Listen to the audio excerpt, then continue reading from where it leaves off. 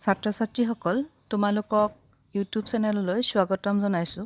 আহাচোন আমি আজি এটা নতুন পাঠ আৰম্ভ কৰোঁ। ষষ্ঠ শ্ৰেণীৰ বিদ্যুৎ আৰু বৰ্তনী। আমাৰ দৈনন্দিন কাম-কাজ সহজ কৰিবলৈ বহুতো ক্ষেত্ৰত আমি বিদ্যুৎ ব্যৱহাৰ কৰোঁ।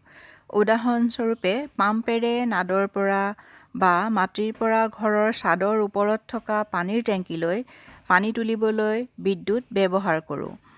বিদ্যুতে আনকি সূৰ্যাস্তৰ পাছত আমাৰ ঘৰ, ৰাস্তা, কাৰ্যালয়, বজাৰ আৰু কাৰখানা আদি পোহৰাই ৰাখে। ই আমাক ৰাতিও কাম কৰি থকাত সহায় কৰে। বৈদ্যুতিক শক্তি উৎপাদন কেন্দ্ৰৰ পৰা আমি বিদ্যুৎ পাওঁ। অৱশ্যে বিদ্যুতৰ যোগান কেতিয়াবা বন্ধ হ'ব পাৰে বা কোনো ঠাইত বিদ্যুতৰ যোগান নাথাকিবও পাৰে। তেনে পৰিস্থিতিত পোহৰৰ বাবে কেতিয়াবা টৰ্চ লাইট ব্যৱহাৰ কৰিব লগা হয়। টৰ্চ লাইটত এটা বাল্ব থাকে। টৰ্চ লাইটটোৰ ছুইচ অন কৰিলে বাল্বটো জ্বলি উঠে। বৈদ্যুতিক কোষে টৰ্চ লাইটৰ বাল্বলৈ বিদ্যুতৰ যোগান ধৰে। এলাৰ্ম ঘড়ী, হাতঘড়ী, ট্ৰানজিষ্টৰ, ৰেডিঅ', কেমেৰা আৰু আন বহুতো আহিলা বা যন্ত্ৰত বৈদ্যুতিক কোষ ব্যৱহাৰ কৰা হয়। বিদ্যুৎ কোষ এটা বাৰু তোমালোকে দেখিছানে? চিত্ৰটো মন কৰাচোন। ইয়াৰ এটা মূৰে এটা সৰু ধাতুৰ টুপি থাকে আৰু আনটো মূৰত ধাতুৰ এখন ঢাকনি থাকে। বিদ্যুৎ কোষ এটাৰ ধনাত্মক চিন এটা আছে আৰু তলফালে চোৱাচোন ঋণাত্মক চিন এটা দেখিবা। ধাতুৰ টুপিটো বিদ্যুৎ কোষটোৰ ধনাত্মক মেৰু। ধাতুৰ ঢাকনিখন হ'ল বিদ্যুৎ কোষটোৰ ঋণাত্মক মেৰু। সকলো বিদ্যুৎ কোষৰ দুটা মেৰু থাকে, এটা ধনাত্মক মেৰু আৰু আনটো হৈছে ঋণাত্মক মেৰু। বৈদ্যুতিক কোষটোৱে ইয়াত ভৰাই থোৱা ৰাসায়নিক দ্ৰৱৰ পৰা বিদ্যুৎ উৎপাদন কৰে। যেতিয়া বিদ্যুৎ কোষটোৰ ৰাসায়নিক দ্ৰৱখিনি শেষ হৈ যায় তেতিয়া কোষটোৱে বিদ্যুৎ উৎপাদন কৰা বন্ধ কৰি দিয়ে। টৰ্চৰ বাল্ব এটা চিত্ৰত দেখুওৱা হৈছে। চোৱাচোন। টৰ্চৰ বাল্বটো এটা কাঁচৰ বহিৰাৱৰণ থাকে, যিটো ধাতুৰ খোলা এটাৰ ওপৰত লগাই থোৱা থাকে। বাল্বটোৰ কাঁচৰ আৱৰণটোৰ মাজত কি আছে বাৰু চোৱাচোন। এডাল মিহি তাঁৰ কাঁচৰ বাল্বটোৰ মাজত লগাই থোৱা থাকে। যেতিয়া টৰ্চটোৰ ছুইচ অন কৰা হয়, বাল্বৰ এই অংশটো জ্বলি উঠে। যিডাল মিহি তাঁৰৰ পৰা পোহৰ নিৰ্গত হয় তাকেই বাল্বটোৰ ফিলামেণ্ট বুলি কোৱা হয়। ফিলামেণ্টডাল আকৌ দুডাল শকত তাঁৰ লগাই থোৱা থাকে, যি ইয়াক ধৰি ৰাখে। এই শকত তাঁৰ দুডালৰ এডালক বাল্বৰ তলফালে থকা ধাতুৰ খোলাটোত লগাই থোৱা থাকে। আনডাল শকত তাঁৰ ধাতুৰ খোলাটোৰ সোঁমাজত থকা ধাতুৰ টুপিটোত লগাই থোৱা থাকে। বাল্বটোৰ মূৰ দুটা হ'ল খোলাটো আৰু খোলাটোৰ সোঁমাজত থকা ধাতুৰ টুপিটো। এই দুটা মূৰ এনেদৰে সজোৱা থাকে যাতে সিহঁতৰ এটাই আনটোক স্পৰ্শ নকৰে। ঘৰত ব্যৱহাৰ কৰা বৈদ্যুতিক চাকিসমূহো এনে আৰ্হিৰে প্ৰস্তুত কৰা হয়। গতিকে বিদ্যুৎ কোষ আৰু বৈদ্যুতিক চাকি প্ৰত্যেকৰে দুটা মূৰ থাকে। বিদ্যুৎ কোষত সংযোগ কৰা এটা বাল্ব। এটা বিদ্যুৎ কোষৰ সহায়ত এটা বাল্ব জ্বলাবলৈ চেষ্টা কৰোঁ আহাচোন। ভিন্ন ভিন্ন ৰঙৰ প্লাষ্টিকৰ আৱৰণ থকা 4ডাল বিভিন্ন দৈৰ্ঘ্যৰ বৈদ্যুতিক তাঁৰ লোৱা। প্ৰত্যেকডাল তাঁৰৰ দুই মূৰৰ প্লাষ্টিকৰ আৱৰণৰ কিছু অংশ এৰুৱাই লোৱা।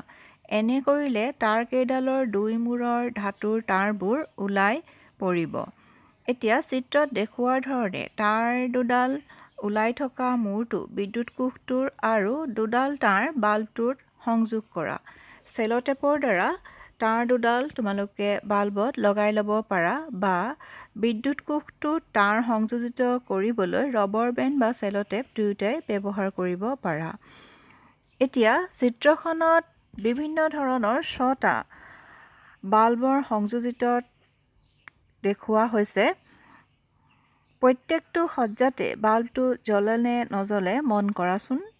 প্ৰত্যেকটো সজ্জাৰ কাৰণে তোমালোকে হয় জ্বলিলে হয়, নাই জ্বলা যদি নহয় বুলি লিখি ল'বা। এতিয়া যিবোৰ সজ্জাত বাল্বটো জ্বলি উঠে সেইবোৰ সজ্জা ভালকৈ মন কৰা। সেইবোৰক বাল্বটো জ্বলি নুঠা সজ্জাটোৰ লগত তুলনা কৰাচোন। বাল্বৰ পৰা ওলাই অহা তাঁৰ দুডালৰ সৈতে তোমালোকে বৈদ্যুতিক কোষৰ এটা মেৰুক আনটো মেৰুৰ সৈতে সংযোগ কৰিছিলা। এতিয়া চিত্ৰখনত মন কৰাচোন ক আৰু ছ দেখুওৱা সজ্জা দুটাত বৈদ্যুতিক কোষৰ মেৰু দুটাৰ বাল্ব দুই মেৰুৰ লগত সংযোগ কৰা হৈছে। এই ধৰণৰ সজ্জাই হৈছে বৈদ্যুতিক বৰ্তনীৰ উদাহৰণ। বৈদ্যুতিক বৰ্তনী হৈছে বৈদ্যুতিক কোষৰ দুই মেৰুৰ মাজত বিদ্যুৎ প্ৰবাহিত হোৱাৰ এটা সম্পূৰ্ণ পথ। যেতিয়া বৰ্তনীৰ মাজেৰে বিদ্যুৎ প্ৰবাহিত হয় তেতিয়াহে বাল্বটো জ্বলি উঠে। অৰ্থাৎ এটা বাল্বৰ মাজেৰে বিদ্যুৎ প্ৰবাহিত হ'লে বাল্বটো জ্বলি উঠে। এটা বন্ধ বৈদ্যুতিক বৰ্তনীত বৈদ্যুতিক কোষৰ এটা মেৰুৰ পৰা আনটো মেৰুলৈ বিদ্যুৎ প্ৰবাহিত হয়। ছাত্ৰ-ছাত্ৰীসকল, বৈদ্যুতিক বৰ্তনী হৈছে বৈদ্যুতিক কোষৰ দুই মেৰুৰ মাজেৰে বিদ্যুৎ প্ৰবাহিত হোৱাৰ এটা সম্পূৰ্ণ পথ। যেতিয়া বৰ্তনীৰ মাজেৰে বিদ্যুৎ প্ৰবাহিত হয় তেতিয়াহে বাল্বটো জ্বলি উঠে। এটা বৈদ্যুতিক বৰ্তনীৰ বিদ্যুৎ প্ৰবাহৰ দিশ বিদ্যুৎ কোষৰ ধনাত্মক মেৰুৰ পৰা ঋণাত্মক মেৰুলৈ বুলি ধৰা হয়। যেতিয়া বাল্বৰ মেৰু দুটাৰ তাঁৰৰ সহায়ত বৈদ্যুতিক কোষৰ মেৰু দুটাৰ লগত সংযোগ কৰা হয় তেতিয়া বাল্বৰ ফিলামেণ্টৰ মাজেৰে বিদ্যুৎ প্ৰবাহিত হয়। ইয়াৰ ফলত বাল্বটো জ্বলি উঠে। চিত্ৰত বিদ্যুৎ প্ৰবাহৰ দিশ দেখুওৱা হৈছে। বৈদ্যুতিক কোষৰ লগত সংযোগ কৰিলেও বাল্ব এটা জ্বলি নুঠিব পাৰে। বৈদ্যুতিক বাল্বটো ফিউজ হ'লে এনে হ'ব পাৰে। এনে ফিউজ হোৱা বাল্ব এটা সাৱধানেৰে পৰ্যবেক্ষণ কৰিবাচোন। বাল্বৰ ভিতৰত ইয়াৰ ফিলামেণ্টডাল অক্ষত অৱস্থাত আছেনে? এটা বৈদ্যুতিক বাল্ব বহুতো কাৰণত ফিউজ হ'ব পাৰে।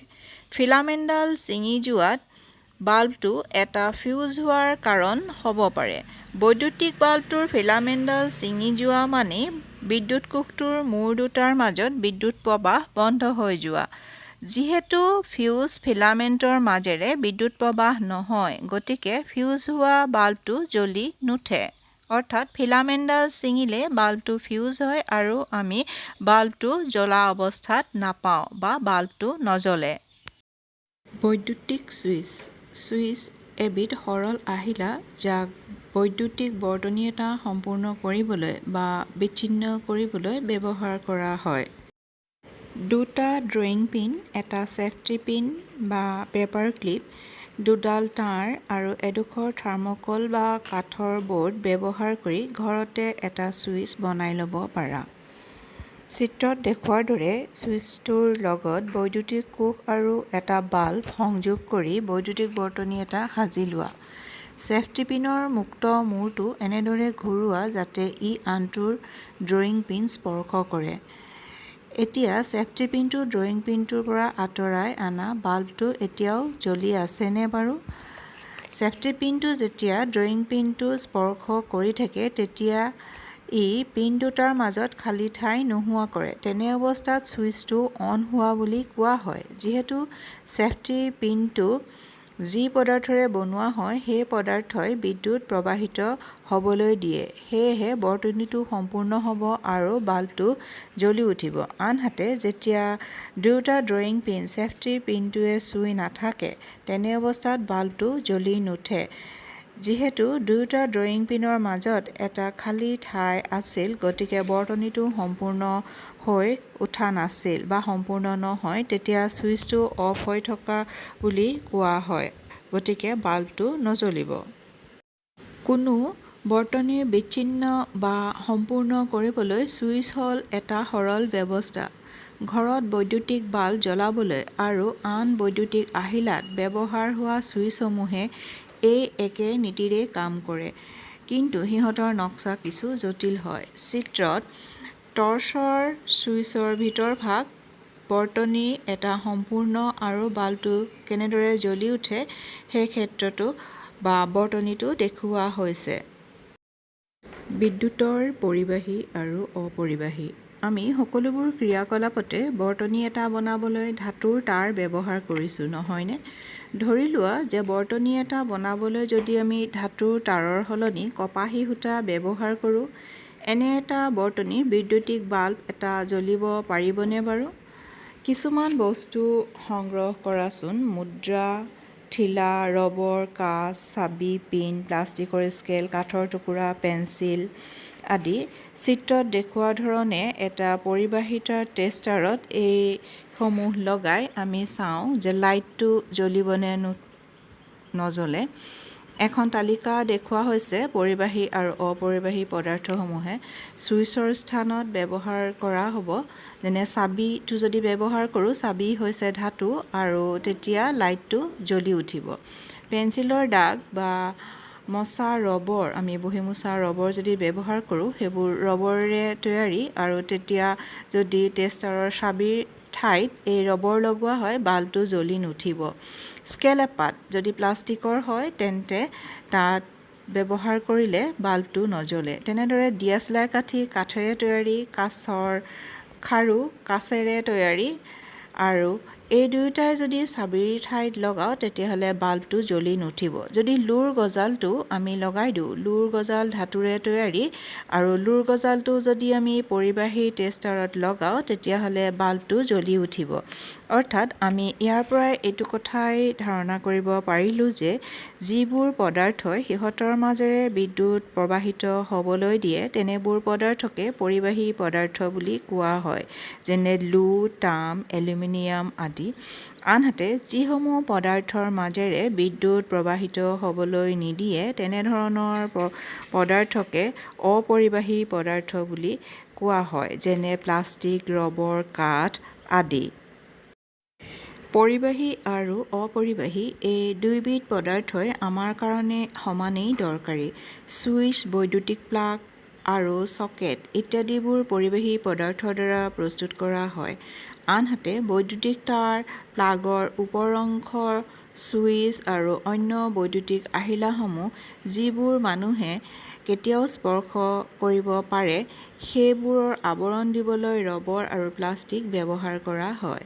গতিকে আমি পৰিবাহী আৰু অপৰিবাহী দুয়োবিধ পদাৰ্থই আমাৰ কাৰণে সমানেই দৰকাৰী।